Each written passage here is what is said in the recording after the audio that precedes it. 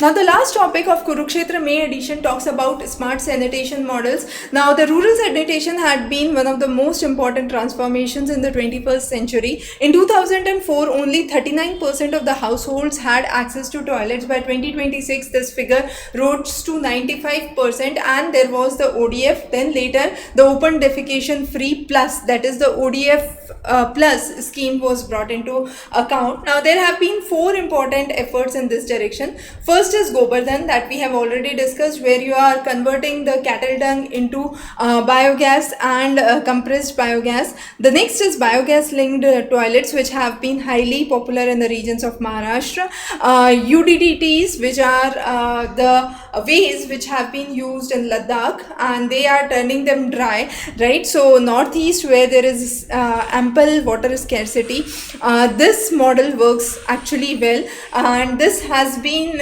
the idea has been derived from the traditional ecological knowledge.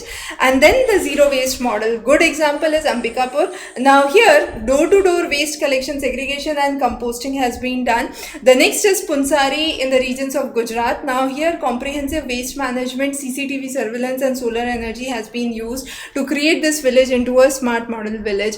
So besides this, there have been STP, that is the fecal sludge and septage treatment plant, which are really important. Then vermicomposting is again one of the important ways through which this has been done. So through the Swachh Bharat mission, these schemes have been propagated and highly important. We will be covering more of these schemes in the coming sections, and of course this was the last lecture for your Kurukshetra May edition. We will be focusing and continuing our journey with more important topics. Thanks for joining.